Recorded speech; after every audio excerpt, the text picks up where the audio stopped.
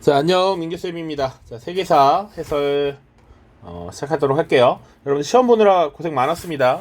항상 인원이 적어서 3교시에 늦은 시간에 남아서 이제 시험을 보게 되면서 마음이 아픈데 무튼 고생 많았습니다. 애초에 이야기한 대로 기존의 교재, 그러니까 우리 교재에 실어놓은 평가원 기출 문제들 있죠. 그런 것들을 조금 바꿔서 변형을 해서 내려고 많이 했습니다. 일부 6월에 봤던 학력평가도 있죠. 그리고 그 외에 기타 선생님이 플러스 알파로 몇 개 추가를 해 넣었습니다. 여러분들이 궁극적으로 이 많은 양의 세계사를 어떻게 공부할 것인가 라는 것을 고민을 할 텐데, 우선은 여러분들이 어쨌거나 모의고사나 수능을 나중에 응시할 때 기본적으로 대비는 할 수 있어야 된다라고 생각을 해서 그런 것과 유사하게 만들려고 노력을 많이 했습니다. 자, 풀어보도록 할 텐데요. 여러분들도 이미 잘 알겠지만 그 1년의 나이스 먹통 사태로 순서가 시간의 순서에 따르지 않고 있습니다. 그거 감안하고 보시길 바래요. 자, 1번부터 보죠. 자, 1번은 문명 파트입니다. 다음 유물을 남긴 고대 문명에 대한 설명을 옳은 것은 이라고 되어 있어요. 키워드에서 힌트를 찾아야겠죠. 고대 수메르인, 그리고 도시국가 라가시, 그리고 쐐기 문자, 이런 것들이 힌트가 되겠습니다. 자, 이 고대 문명 우리 네 가지를 중점적으로 다루는데, 그 중에서 메소포타미아 문명이 되겠죠. 수메르인, 자, 메소포타미아 문명의 시작이라고 볼 수 있죠. 그래서 수메르인, 아카드인, 아무르인, 우리 이렇게 지금 쭉 다뤘습니다. 자, 메소포타미아 문명이구나. 그럼 한번 선지 보죠. 1번 사자해설을 제작하였다. 누굽니까? 어디입니까? 바로 이집트가 되겠죠. 그리고 파르테논 신전 하면 그리스고요. 함무라비 법전, 이게 정답이 되겠죠. 4번 갑골의 전복의 내용을 기록한 것 중국이고요. 하라파 모헨조다로 하면 인도가 되겠습니다. 자, 문명은 우리가 이제 어느 정도 다 탑재를 하고 있다라고 생각하고 가볍게 넘어가겠습니다. 자, 2번입니다. 가 왕조에서 있었던 역사적 사실로 옳은 것을, 보기에서 옳은 것은 이라고 되어 있습니다. 자, 우리가 공부를 정말 많이 했으면 키워드 딱 3하천 하면 끝나야 돼. 자, 그리고 보면 사기라고 하는 것을 편찬했다라고 나와 있죠. 그리고 흉노와 싸우고 있었대. 흉노에 투항한 이릉을 변호하다가 한 무죄의 노염을 샀다. 이런 내용들이죠. 자, 가 왕조는 바로 한나라가 되겠습니다. 자, 무죄가 있으니까 굳이 따지자면 전한때다, 전한때. 근데 요거까지도 구분을 거의 안 해도 됩니다. 자, 경제 파트로 물어봤습니다. 행과 작을 결성하였다. 이거 언제입니까? 바로 송나라 때가 되겠습니다. 송. 행이라고 하는 거 만들어진 거 당나라고요. 행과 작이라고 하면 송까지. 시박사를 최초로 설치한 것, 요것도 선생님이 얘기했었습니다. 바로 당나라. 그래서 당나라 때, 송나라 때, 그리고 원나라 때까지 이 시박사라고 하는 해상무역을 감독하는 이런 관리들이 등장하죠. 자, 균수법과 평준법을 시행하였다. 요거, 그리고 오수전이라고 하는 표준화폐를 주조하였다. 요게 한나라 무죄 때가 되겠죠. 흉노와의 전쟁 장기와 각종 그 영토 확장 전쟁, 대외 전쟁을 벌이면서 재정적 악화가 이루어졌고, 그런 것들을 해결하기 위한 여러 가지 통제 경제 정책을 시행했던 것입니다. 정답은 5번입니다.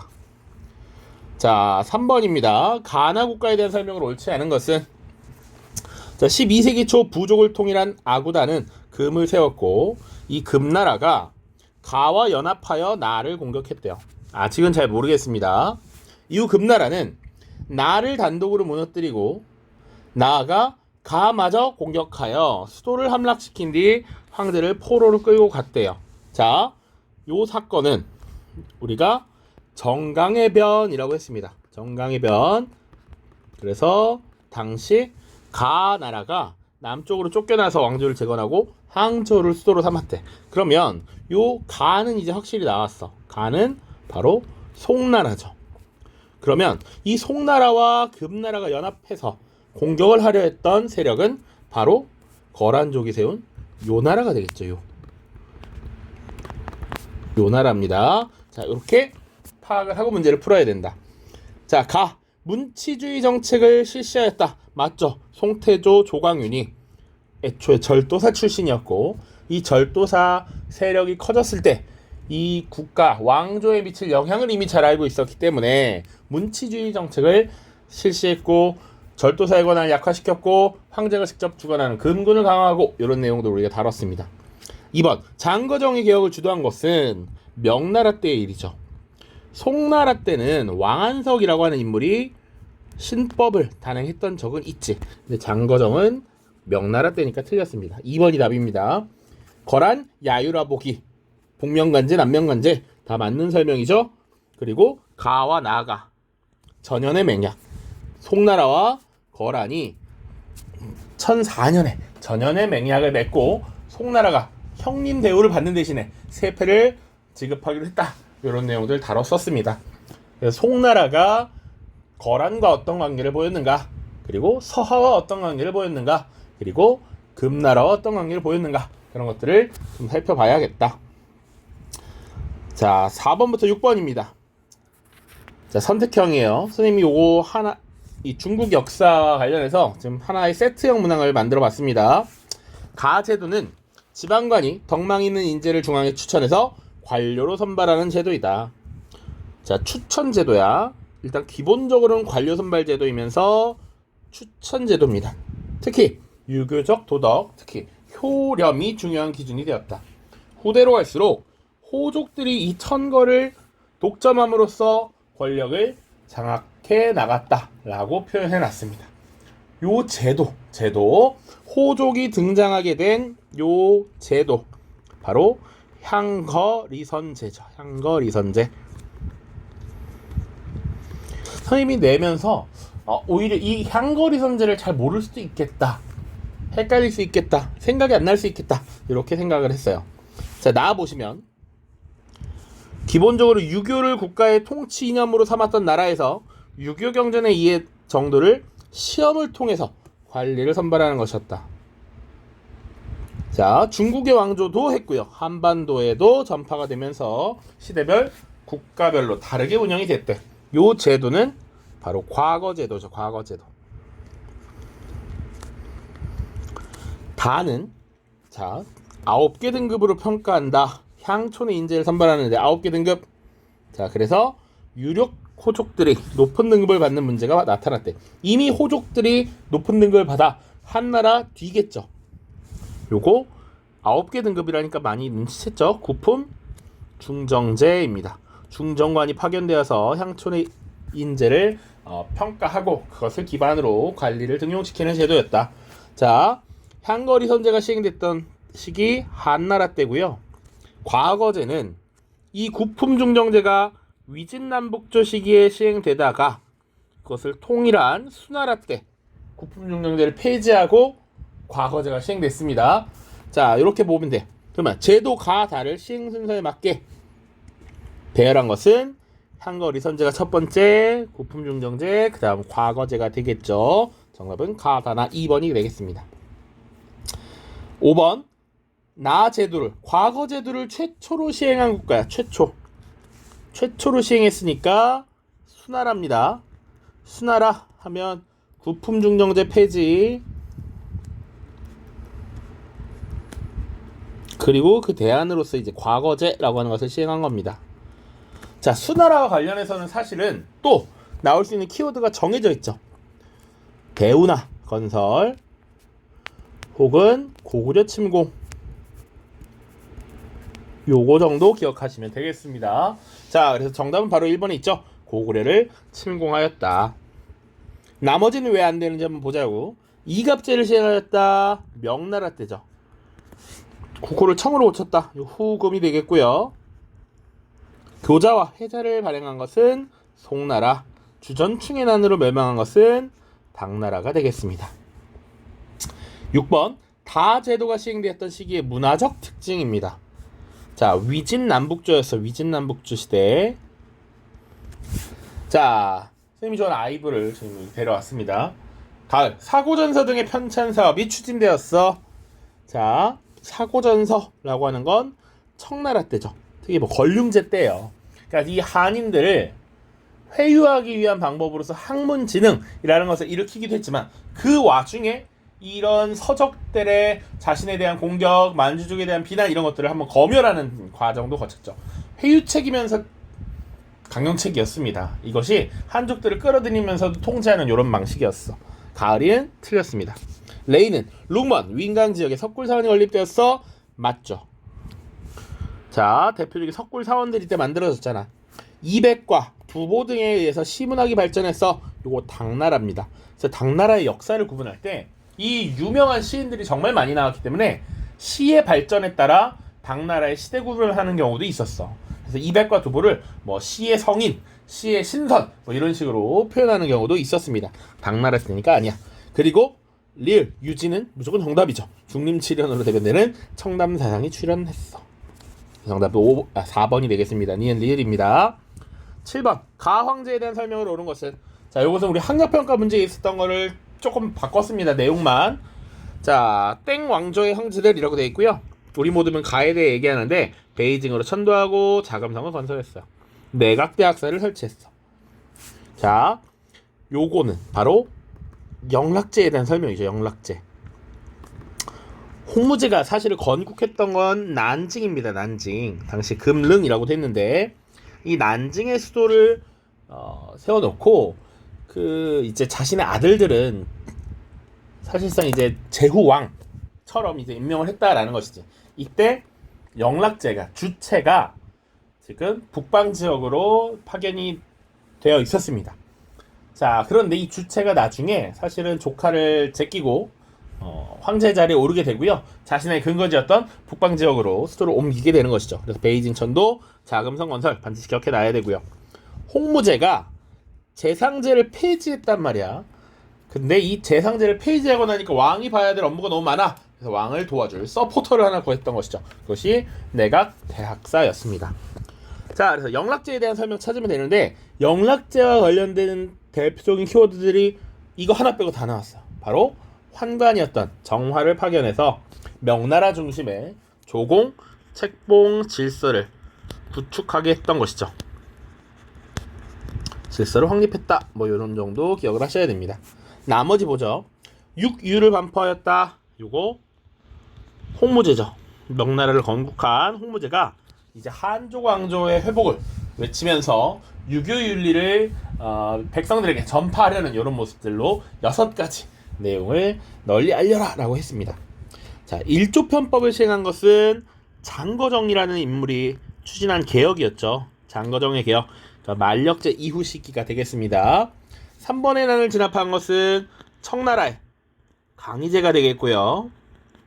대의 강미록이라고 편찬한 것은 청나라의 옹정제가 되겠습니다. 3번의 난은 청나라가 사실상 중국 대륙을 장악하는 데 도움을 줬던 인물들에게 사실상 그 번에 대한 지배권을 주었는데 그 3번을 장악하고 있었던 이 한족 세력이 청나라에 반기를 들었던 사건이죠. 3번의 난, 이들을 정리했던 것이 강희제였다. 대의강미록은 한족 중심의 이런 중화 사상을 깨려는 이런 옹정제의 논리 구조를 정리한 책이었습니다. 중화라는 건 어디에서 태어난 근본을 갖고 있느냐 이런 것이 아니라 중화 사상, 마인드 이런 것들을 가지고 있는 것이 중화이다. 이렇게 주장을 옹정제가 했습니다. 8번 보시죠. 밑줄친 막부 시기에 사실로 옳은 것은, 자, 위의 그림은 세키가하라 전투를 그린 기록화 병풍의 일부이다 라고 되어 있고요. 세키가하라 전투는 도요토미를 지지하는 서군과 도쿠가와를 지지하는 동군이 크게 맞붙은 전투였고 이 전투에서 승리했던 것이 도쿠가와 이에야스다. 그리고 이는 새로운 막부를 세우고 쇼군의 자리에 올랐습니다. 자, 이 막부 이거 좀 이지했습니다. 자, 도쿠가와 이에야스 에도 막부죠. 에도 막부. 그러면 에도 막부와 관련된 설명을 찾으면 됩니다. 자, 1번 국풍문화가 발달하였다. 헤이안입니다. 헤이안. 몽골의 침입을 격퇴하였다. 막부는 막부인데 가마쿠라 막부였죠. 가마쿠라 막부. 명과의 감한무역 무로마치 막부고요. 이와쿠라 사절단이 파견된 것은 메이지 유신 이후니까 메이지 정부가 되겠습니다. 불평등 조약을 개정하기 위해서 파견했던 거잖아. 자, 그럼 5번 밀 수호 통상 조약을 체결하였다. 이게 정답이 되겠죠. 에도 막부 시기에 지금 미국의 페리 제독이 내항하자 그들의 요구를 받아들인 것이었습니다. 자, 미일 소호통상 조약 말고 그 전에 원래 미일 화친 조약도 있었죠. 화친 조약 1854년, 58년 두 개의 조약을 체결하게 됐는데 이것이 사실상 일본에게 불리한 조건이었다고. 일본은 이것들로 인해서 나름의 피해를 입게 된다고. 그래서 이것을 메이지 유신 이후에 개정하기 위해 파견했던 이런 사절단이 바로 이와쿠라 사절단이었습니다. 자, 다음 9번입니다. 다음 자료가 발표된 시기를 연표해서 옳게 고른 것은 이렇게 돼 있어요. 자, 지금 일본은 파리강화 회의에서 칭다오를 삼키고 산둥의 모든 권리를 관리하는 데 성공하려 한다. 이는 곧 중국 영토가 파괴되는 것이며 바로 중국이 망하는 것을 뜻한다. 자, 생각건대 전국의 각계가 일제히 일어나 국민대회를 열고 밖으로는 주권 수호를 위해 싸우고 안으로는 국적을 제거하는 것이 오로지 이번 일에 달려있다. 중국의 영토는 정복될지언정 할양될 수 없다. 중국 국민은 죽을지언정 굴복할 수 없다. 동표여 일어나라. 정체학생 테난먼 선언이라고 되어 있습니다. 자, 테난먼 선언이 혹시나 꼼꼼히 보지 않으면 테난먼 사건인가? 라고 생각할 수도 있을 것 같았어. 자, 그러나 이거 잘 보세요. 파리강화 회의 자체가 일단 큰 힌트죠. 파리강화 회의 자체가 1차 대전이 끝나는 시기에 전쟁의 책임이 있는 독일과 오스트리아, 오스만 제국의 전쟁의 패배를 인정하고 그에 대한 책임을 묻는 회의였습니다. 자, 이 파리강화 회의 이후에 이제 베르사유 조약이라는 것을 체결하고 이 베르사유 조약에 따른 새로운 국제 질서, 베르사유 체제가 이제 쭉 나가게 되는 것이죠. 자, 그래서 이 일본이 파리강화회의에서 지금 칭다오와 산동의 모든 권리를 가져가는 데 성공한데, 원래 칭다오라는 건 이곳은 독일이 중국의 이권을 갖고 있었던 지역이야. 자, 그래서 칭다오 맥주가 유명한 것이 이 독일의 맥주 제조 기술이 여기 칭다오에 쭉 들어와서 이것이 그 기술이 남아있었기 때문에 칭다오 맥주 유명한 거거든. 그래서 어쨌거나 독일이 영향력을 행사하고 있던 이 지역에서 독일이 전쟁에서 졌기 때문에 그 권리가 지금 승전국이었던 일본에게 넘어가기 일보 직전이었다는 거지. 그래서 이거 안 된다. 독일이 망했으면 그 권리는 원래 주인인 중국에게 돌려주라 라고 하는 것을 사실상 당시 베이징의 대학생들의 주도로 이런 운동을 일으켰던 것입니다. 이것은 오사운동을 얘기하는 거예요. 자, 오사운동은 1919년에 있었습니다. 우리나라의 3.1운동과 같은 해였어. 그래서 일부 3.1운동에 영향을 받았다 이런 얘기들도 합니다. 자, 그러면 연표를 쭉 봐야 돼. 청일전쟁 언제냐면 1894년, 95년이었습니다. 훨씬 옛날이고요. 중국 동맹의 결성 순원에 의해서 1905년에 결성이 됩니다. 중화민국 수립 1912년, 신해혁명이 있었던 11년 이후 12년에 중화민국이 수립됐다라고 보면 되고요. 1차 국공합작은 1924년에 있었죠. 당시 여기 보면 내부로는 안으로는 국적을 제거한다. 이 국적이 바로 누구냐면 군벌 세력들을 의미하는 거겠지. 이 군벌들이 자신의 권력을 지키기 위해서 국가의 이익을 일본에게 서슴없이 주려는 이런 모습들을 비판한 거란 말이야. 자, 그래서 당시 국민당과 공산당이 힘을 합쳐서 이 군벌 세력을 제거하기 위한 이 국민 혁명을 일으키게 되죠. 자, 그 과정에서 국공 합작이라고 하는 것이 나타났습니다. 자, 그리고 시안 사건은 일본의 침략적 행위가 강화되고 있었던 이 시기에 당시 국민당을 이끌었던 장제스가 공산당을 토벌하는 데만 여념없이 집중을 하고 있자 그러지 말아라. 이 일본의 침략을 나서기 위해서 우선 우리끼리는 힘을 합쳐야 된다. 공산당 때려잡기 그만해라 라고 했던 것이 시안 사건이라고 생각하시면 됩니다. 1936년이었고요. 홍콩 반환은 1997년이니까 훨씬 뒤에 일입니다. 정답은 바로 3번이 되겠습니다. 3번. 중화민국 수립과 1차 국공합작 이후. 여기 연표가 좀 상대적으로 촘촘해서 힘들었을 수도 있겠다. 다음입니다. 10번. 가사건에 대한 설명으로 옳은 것을 보기에서 고른 것을 가사건이 뭔지 보자. 혁명의 이름 아래 진행되고 겉보기에 대단히 혁명적 수단을 채택한 것으로 보이지만 그것은 어떤 의미에서든 혁명이 아니고 될 수도 없다. 이 혁명은 문화라는 이름이 붙었어. 이거 진짜 다 줬다. 또한 사상문화 영역에서 시작됐지만 그것은 곧바로 이른바 권력 탈취의 단계로 넘어가 버렸으며 문화교육 과학의 발전에 대해서는 어떠한 건설적인 강령도 제시한 적 없이 이른바 비판하게만 행하였다. 자, 요 가 사건에 대한 적나라한 평가였습니다. 문화라는 이름이 붙은 혁명. 자, 이거 모르면 곤란해요. 문화대혁명입니다.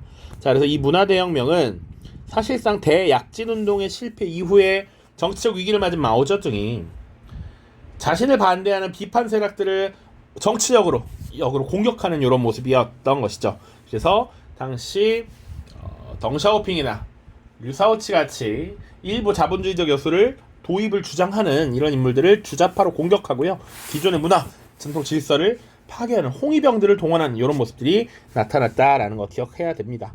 자, 그래서 문화대혁명에 대한 설명 찾으면 돼. 홍위병을 동원하였다. 맞죠. 마오쩌둥의 주도로 추진됐다. 맞죠. 정답은 1번입니다. 자, 중국 경제가 급격하게 성장했다. 이것은 덩샤오핑이 집권한 이후에 개혁, 개방 정책을 추진하게 되죠.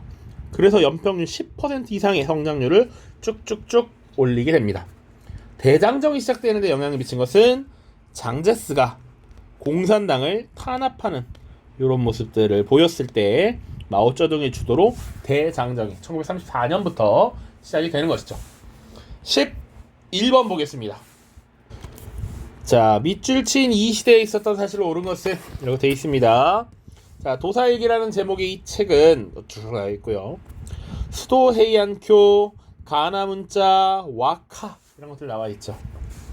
요거 바로 헤이안 시대구나. 헤이안쿄 나왔는데 헤이안 시대 모르면 곤란해. 자, 1번 주인장을 발급하였다. 주인장, 이것은 에도 막부에서 당시 무역선들의 인증서 정도로 기억하시면 됩니다. 에도 막부. 견당사 파견이 중단되었다. 이게 헤이안 시대에 대한 설명이죠. 헤이안 시대에는 국풍 문화가 발달합니다. 그래서 기존의 대륙, 중국이나 일본의 신라, 한반도의 영향을 받는 것이 아니라 우리 일본 스타일을 찾자라는 것이었지. 그래서 가나문자라는 거 만들어지고 와카 같은 시가도 많이 쓰여지고 그러는 것이죠. 다이카 개신을 단행하였다. 야마토 정권이고요. 산킨코타이 제도가 실시되었다. 요거 역시 에도 막부 시기죠. 쇼토쿠테자가 불교 진흥책을 실시한 것 야마토 정권입니다. 자, 조금 센스 있는 사람이라면 아니 에도가 2개고 야마토가 2개니까 이게 답일 수밖에 없는 것이죠. 또 하나 문제를 푸는 방법이라고 볼 수 있겠습니다. 12번 보죠. 가나 조약이 체결된 사이 시기에 일어난 역사적 사실로 옳은 것은, 자, 사이 시기를 묻는 문제가 여러분들이 가장 어려워하는 것들 중에 하나입니다. 그런데 물론 여러분들 시험 때 특히 내신은 변별하기 위해서 어렵게 낼 수는 있어요. 자, 그러나 요 시기 문제의 특징은 무엇이냐. 보통 맥락 없이 아무거나 그냥 연도 순서대로 나열하는 건 아니고 보통은 하나의 주제를 가지고 이 주제 안에서 연결되는 스토리가 있어야 되는 겁니다. 기본적인 스토리. 자, 지금 요거는 이제 중국의 근대화 과정을 주제로 선생님이 출제를 한 건데 가 조약 한번 보죠. 자, 일단 1조는 청나라는 조선이 완전 무결한 독립자주국임을 확인한대. 자, 그리고 2조 보면 청국은 일본국에 땅을 넘겨준대. 자, 어디 넘겨주냐면 우리가 잘 아는 건 타이완 전체와 그 딸린 섬들. 자, 타이완을 넘겨줬다. 그리고 대상금을 일본에게 지급한다. 지금 주체는 청나라와 일본이죠. 그러니까 청나라와 일본이 전쟁을 벌였고 그 전쟁에서 누가 이긴 것 같아? 지금 일본이 이겼죠. 자, 그치? 그리고 나서 사실 이들이 싸웠던 근본적인 원인은 조선에서에 대한 지배력, 지배권을 누가 갖느냐를 가지고 싸운 거야. 그러니까 1조에 조선국은 독립국이다. 청나라는 더 이상 조선에 간섭하지 마라. 이것을 딱 1조에 박아놓고 시작한 거야. 이 조약 명칭 뭡니까? 시모노세키 조약이죠. 시모노세키 조약. 연도는 1895년입니다. 자, 나는 보시면 또 청나라가 배상을 한대. 청나라는 각국에 대한 배상금을 지급한대. 그리고 자, 대고포대라고 하는 부대를 해체하고 북경으로부터 산해강까지 철도 연변에 군대를 주둔시키는 것을 허락한다. 여러 나라들에게 지금 졌고 배상금을 지불하고 있고 외국 군대가 심지어 북경으로부터 산해강까지 주둔하는 것을 허락한대. 자, 이곳은 의화단 사건 당시에 1899년 백령교 같은 의화단 세력이 당시 서양에 대한 반대 운동을 벌였단 말이지. 이것에 힘입어서 청나라가 서양 세력을 한번 밀어내보고 싶었다. 자, 그런데 결국 8개 나라의 연합군이 베이징을 공격함으로써 사실상 탈탈탈 털리게 됐죠. 그래서 체결한 것이 신축조약이었습니다. 신축조약 혹은 베이징의정서라고 해요. 그 내용이 8개국 연합국에 대한 배상금 지급, 군대 주둔 허용이었습니다. 자, 요 두 개 사이에 뭐가 들어가느냐, 지금 중국사를 가지고 물어보고 있는 거죠. 자, 1번 에로우 사건이 발생하였다. 에로우 사건. 자, 1856년의 일이었습니다. 제2차 아편전쟁의 배경이었죠. 2번 중국 동맹이 결성되었다. 순원에 의해서 1905년이 될 것이고요. 흠정헌법 대강이 발표되었다. 1909년 이제 중국에서 청나라에서 헌법과 유사한 것이 지금 발표되기 시작했습니다. 1908년이죠. 1908년 러시아가 연해주를 차지했다. 1860년이고요. 캉유웨이가 변법 제강운동을 주도했다. 이것이 1898년이었습니다. 선생님이 시기 문제로 냈지만 선생님이 여기서 의도한 것은 뭐였냐면, 여러분들 양무운동이라는 거 우리가 배웠습니다. 양무운동이라고 하는 것이 하나의 근대화 과정에 등장했던 운동이죠. 자, 중체서용이라고 해서 중국의 몸체는 그대로 두고 서양의 기술을 적극적으로 수용하자라는 것이었단 말이야. 자, 그런데 이 양무운동이 청일전쟁에서 패배함으로써 사실상 실패했다라고 본다고. 이런 중국의 근본은 그대로 두는 이 양무운동은 안 돼. 그래서 청일전쟁을 패배한 이후에 급격한 개혁이 추진이 됩니다. 그 개혁이 바로 변법 자강운동이었지. 청일전쟁 패배 이후에 근대화 운동의 노선이 바뀌면서 새로운 근대화 운동이 등장했어. 그것이 바로 변법 자강운동이었단 말이야. 그거 잘 알고 있느냐 물어보고 싶었다고. 알겠죠? 지금 양무운동의 실패 이후 중체서용론에 대한 한계, 그것이 변법 자강운동으로 이어졌다. 캉유웨이, 량치차오 같은 인물들입니다. 자, 13번 보죠. 가왕조에 대한 설명을 오는 것은, 자, 페르세폴리스를 가다라고 되어 있습니다. 자, 가의 다리우스 1세가 수도로 세운 도시입니다. 이 끝이야. 다리우스 1세. 여러분들 게임도 많이 해서 잘 알고 있죠. 다리우스 1세. 어느 나라입니까? 바로 아케메네스 왕조 페르시아입니다. 선생님 요거 편의상 A로 씁니다. 아케메네스 왕조 페르시아. 아케메네스 페르시아 왕조에 대한 설명 찾아보면 되죠. 1번 밀레트를 조직하였다. 이거 종교 공동체였습니다. 오스만 제국이 이슬람을 믿지 않는 타 종교인들을 어느 정도 통제하기 위한 종교 공동체를 설립하게 하고 일종의 세금만 납부하면 그들의 종교를 인정해주는 이런 모습이었죠. 쿠시안 왕조가 교역하였다. 이 선지는 파르티아에 대한 설명을 하고 있는 겁니다. 파르티아 혹은 중국의 한나라도 교역을 하긴 했죠. 또 사실은 더 서쪽으로 가면 로마와도 충분히 가능했다. 3번 알렉산드로스에게 정복되었다. 요게 정답입니다. 알렉산드로스에게 정복된 나라가 아케메네스 왕조 페르시아였죠. 아케메네스 왕조 페르시아는 대외적으로 전투를 많이 벌였어. 자, 대표적인 것이 기원전 5세기에 그리스와 전쟁을 벌이죠. 그리스 페르시아 전쟁. 자, 이때 그리스를 완전히 정복하지 못합니다. 자, 그리고 나서 사실은 그리스 세계가 이 알렉산드로스에서 어느 정도 평정이 돼요. 자, 그러면서 알렉산드로스 제국에 의해서 아케메네스 왕조 페르시아가 무너지게 되죠. 요거 기억해야 됩니다. 알겠죠? 트루프와티의 전투에서 패배한 것 어느 나라입니까? 바로 우마이야 왕조죠.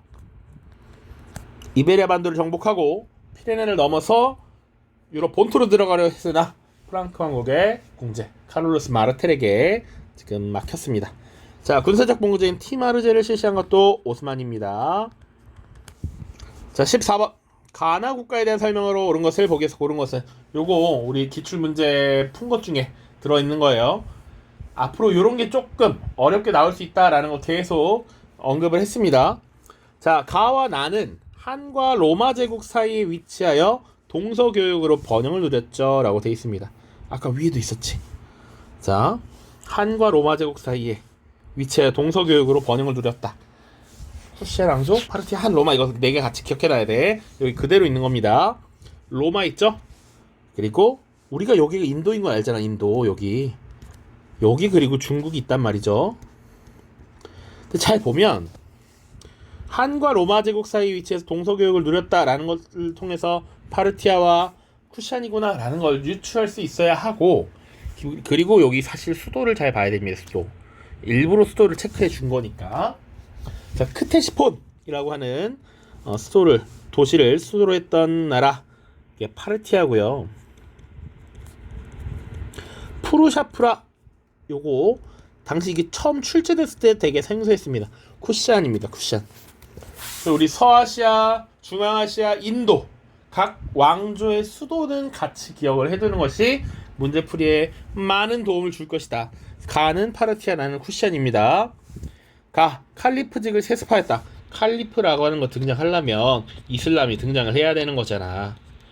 근데 칼리프직을 세습하였다 이렇게 표현하면 바로 우마이야 왕조에 대한 설명이 되겠죠. 사선왕조 페르시아에 멸망하였다. 요게 파르티아에 대한 설명이죠. 파르티아. 이거 정답이 되겠고요. 아소카왕이라고 하면, 아소카왕은 바로 마오리아 왕조죠. 마오리아 왕조니까 답이 될 수 없고, 리을, 대중의 구제를 꾀하는 대승불교가 발전했다. 요게 정답이 되겠습니다. 리을입니다.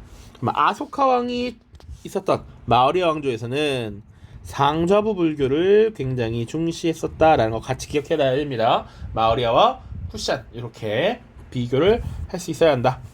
자, 15번 다음 자료가 발표된 이후의 역사적 사실로 옳은 것은, 자, 쭉쭉쭉 보죠. 시간이 많이 걸릴 것 같아서 좀 빠르게 보겠습니다. 자, 천황으로부터 위임받은 정권을 반환하고 쇼군이가 사퇴하겠다. 이게 뭡니까? 기본적으로 대정봉환이죠. 그래서 사실상 이제 막부 체제가 무너지고 막부 제도가 폐지되고 이제 메이지 유신, 메이지 정부가 들어섰다라는 거야. 자, 이 이후의 역사적 사실을 고려하는 거지. 자, 보면 헤이안큐로 천도하였다. 아까 문제에서도 하나 힌트가 있었던 것이죠. 이거 헤이안이고요. 센코쿠 시대, 전국 시대가 시작된 것은 무로마치 막부 시기입니다. 시모다 하코다테를 개항했다. 이거 에도 막부 시기잖아요.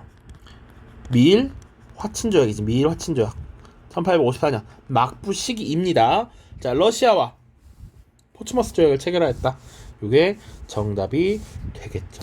1905년에 러일 전쟁의 결과로 체결했습니다. 자, 우리 한국사와 연결 지으면 이 러일 전쟁에서 사실상 일본이 판정승을 했어. 그리고 나서 체결한 게 포츠머스 조약입니다.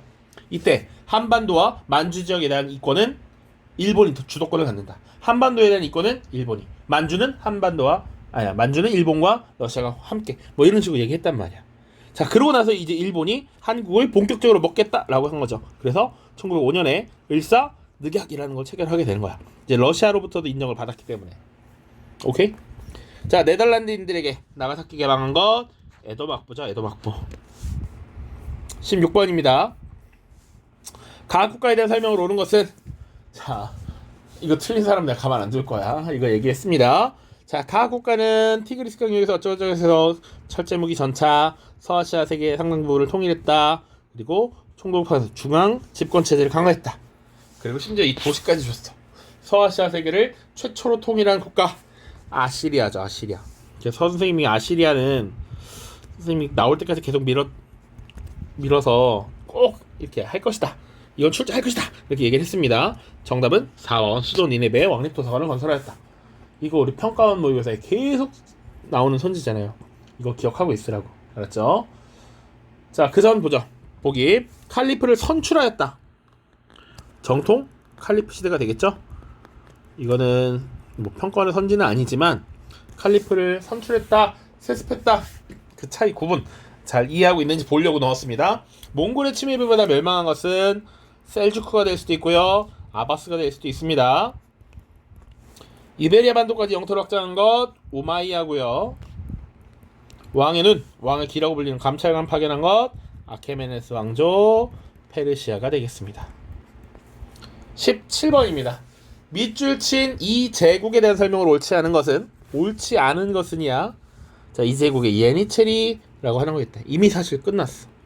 자, 혹은 데브시르메 이렇게 되어 있습니다. 이 제국은 오스만 제국이죠. 오스만 제국. 오스만에 대한 설명을 옳지 않은 것을 찾으래. 이스파한을 수도로 삼았다. 바로 정답이죠. 자, 이스파한을 수도로 삼은 국가는 사파비였습니다. 사파비. 나머진 다 오스만이야. 자, 1번 프레베자이전에서 승리했다. 당시 유럽의 연합함들을 격파함으로써 지중해 동부지역 동지중해의 제해권을 장악했죠. 프레베자이전.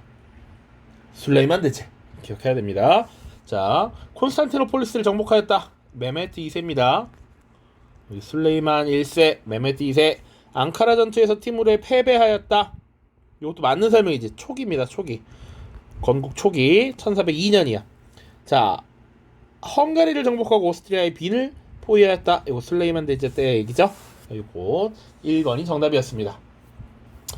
18번 다음 자료가 발표된 시기를 연표해서 옳게 고른 것은, 자, 요동반도를 일본이 소유하게 되면 언제든지 천국의 수도를 위협할 뿐만 아니라 동시에 조선의 독립을 유명무실한 것으로 만들어 장래 동아시아의 영원한 평화를 위해 장애가 될 것이다.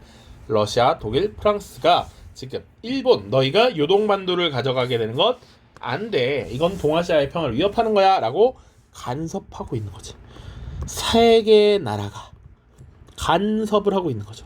자, 아까 선생님이 여기서 봤던 사실 이거 있지. 12번에 가조약, 시모노세키 조약 체결로 타이완뿐만 아니라 원래 랴오둥을 가져가려고 했는데 이 랴오둥은 삼국 간섭으로 인해서 가져가지 않고 대신 대상점을 추가로 더 지불을 하도록 했습니다. 자, 그래서 청일전쟁 이후 시모노세키 조약이 체결돼서 그에 대한 간섭이 나온 거니까 정답은 바로 4번이 되겠죠. 청일전쟁 이후에 삼국 간섭으로 지금 러시아가 일본의 랴오둥 장악을 반대했고, 이때 삼국 간섭을 당한 일본은 우리의 걸림돌은 러시아구나 라고 해서 군비를 빡 올리게 되고요. 나중에 러일 전쟁으로 한판 붙게 되는 것이죠. 오케이? 18번 잘 기억해주세요. 19번입니다. 자, 가왕조에 대한 설명을 옳은 것은, 자, 가왕조는 시아파의 도움을 받아서 성립하였지만 점차 시아파를 탄압하였다. 자, 요거 우리 수업에 귀염둥이 연우가 질문을 했던 것 같아요. 혼자 문제를 풀었을 때 이게 잘 안 풀렸다고 질문을 했던 것 같아. 요것만 그냥 대충 보고 이 나라가 시아파 국가구나. 그러면 파티마 혹은 파티마는 뭐 있어요? 바로 갑자기 생각이 안 나네. 사파비가 있죠. 파티마, 사파비. 이게 두 개가 시아파 이슬람교를 국교로 하였다잖아. 그래서 요 두 개에서 찾으려니까 없다라는 거야. 그렇게 하면 안 되죠. 문제는 지금 시아파의 도움을 받아 성립해주면 결국 시아파를 탄압했다는데 왜 시아파 이슬람교 국가야?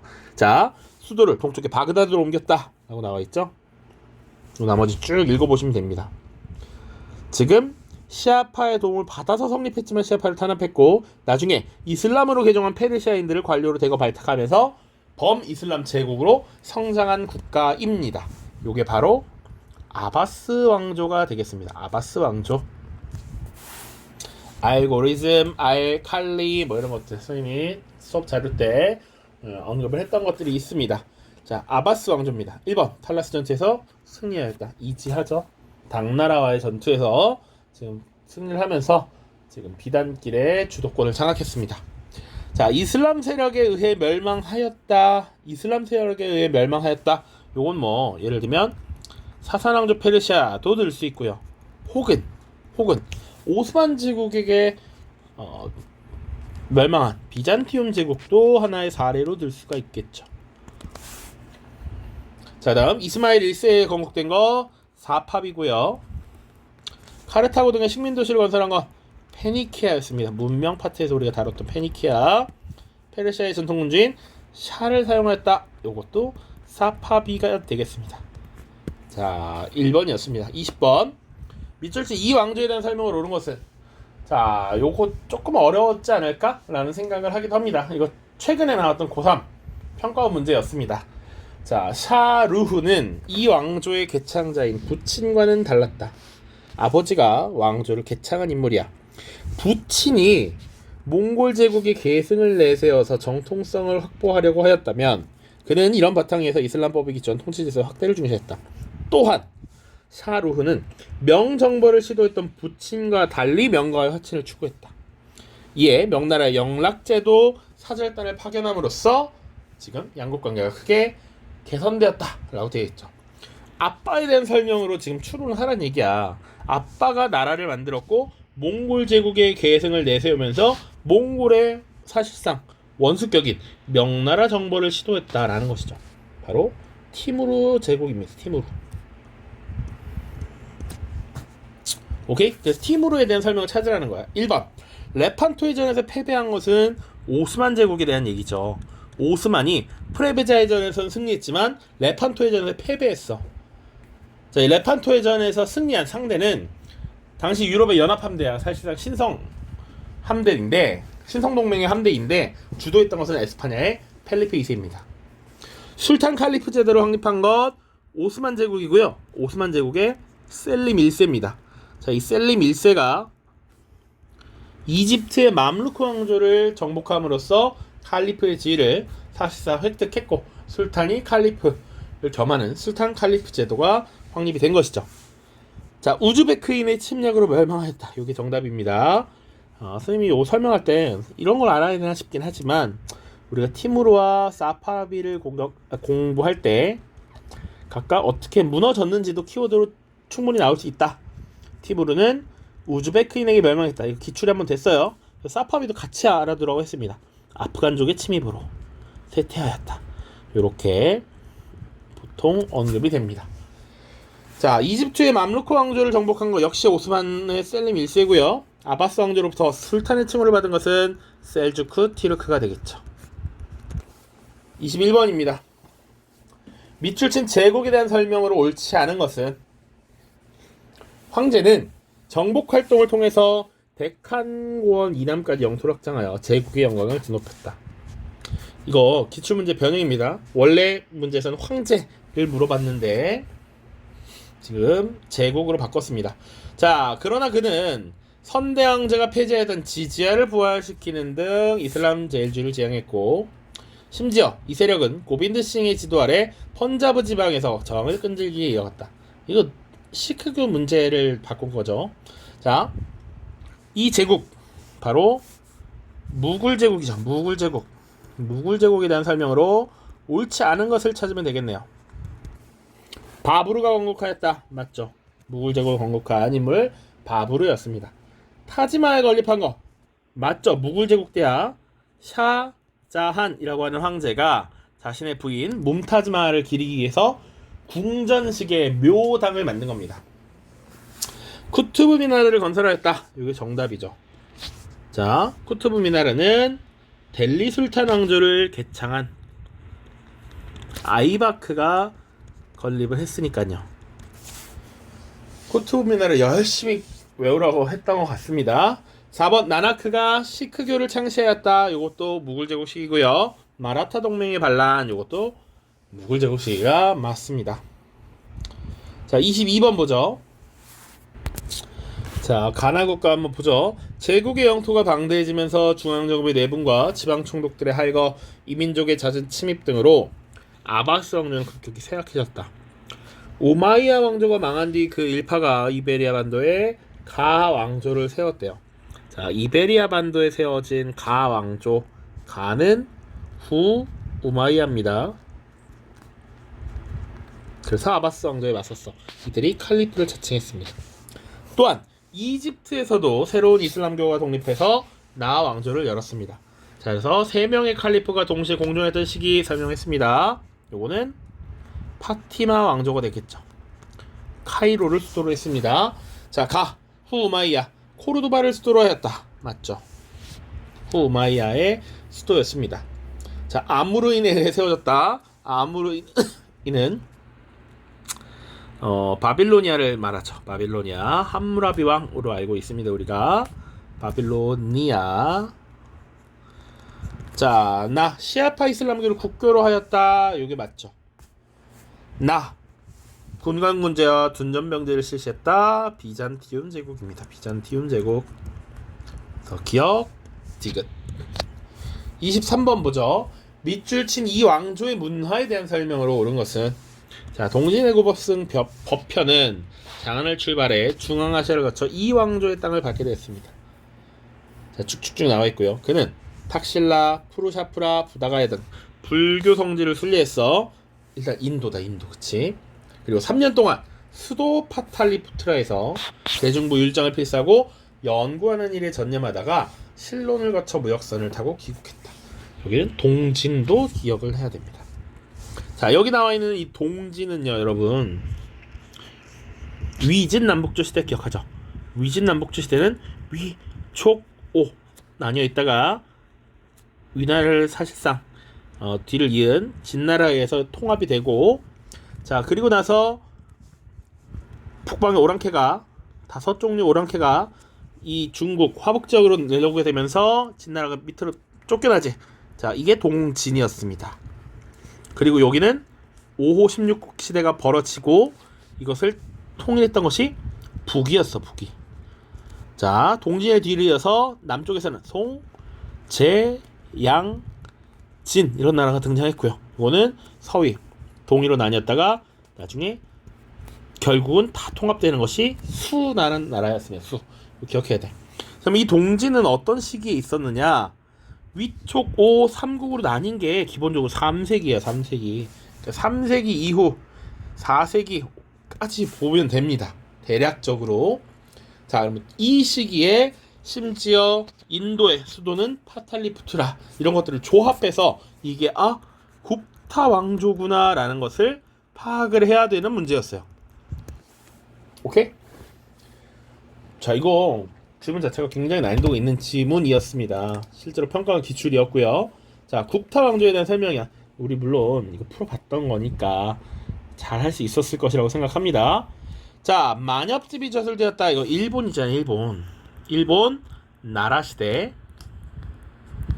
우키요에가 유행하였다. 에도고요. 조로아스터교를 국교로 삼았다. 사산왕조 페르시아였습니다. 자, 산스크리트 문학이 발달하였다. 이게 정답이죠. 샤쿤탈라, 라마야나 이런 것들. 이븐 바투타가 여행기를 저술하였다. 자, 요건 중국 원나라 때가 돼야 되는 얘기죠. 그러니까 답은 4번입니다. 4번. 자, 24번 가 왕조에 대한 설명을 옳은 것은, 자, 선택형 마지막입니다. 자, 이것은 대표적인 문화유산인 산치데탑입니다. 끝이야. 또 파탈리푸트라 여기 힌트 있고요. 또 파탈리푸트라 하나 더 있었어. 바로 마우리아 왕조죠. 마우리아 왕조. 자, 마우리아 왕조 산치데탑 하면 기억해야 되는 것 키워드 또 뭐 있을까요? 바로 아소카왕, 석주, 산치데탑, 그리고 상좌부 불교가 되겠습니다. 정답은 3번이 되겠죠? 자, 샤쿤탈라가 저술된 거 아까 봤던 굽타 이슬람교를 수용한 것 보통 8세기 일입니다. 우르두어를 공용으로 한 것은 무굴 제국, 간다라 양식, 쿠샨 이렇게 키워드를 팍팍 떠올릴 수 있어야겠습니다. 자, 서술형 보죠. 서술형. 자, 밑줄지 가의 배경은 국제관계와 관련지어 쓰시오 라고 되어 있습니다. 자, 가의 내용 보시면 6세기 중경부터 기존의 교역로를 대신하여 아라비아와 홍해를 지나는 새로운 교역로가 주목을 받게 되었다. 자, 그 말인즉슨 기존의 교역로가 교역의 기능을 제대로 수행할 수 없었다라는 얘기지. 왜 그렇게 됐는지 배경을 쓰라는 얘기죠. 심플했습니다. 사산왕조 페르시아와 비잔티움 제국이 대립하였기 때문에 이것을 문장으로 딱 서술해 놓으면 됩니다. 자, 서술형 2번 봅시다. 빈칸 가에 들어갈 정치기구의 명칭을 쓰고 나와 같은 상황이 촉발된 배경을 영국의 통치 정책과 관련하여 쓰시오라고 돼 있어요.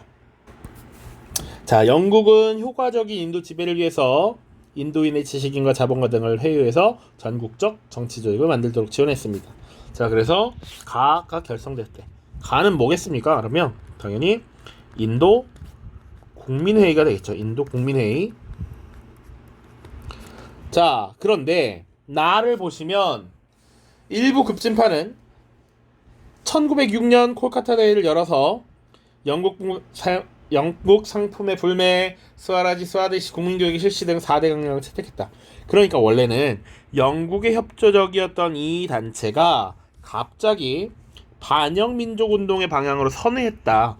그러면 왜 이렇게 변했는가, 요걸 하나 쓰라는 거잖아. 배경. 바로 1905년에 발표됐던 벵골 분할령의 발표가 배경이 된 것이죠. 벵골 분할령 발표. 영국이 벵골 분할령을 발표하였다. 이렇게만 쓰면 되겠습니다.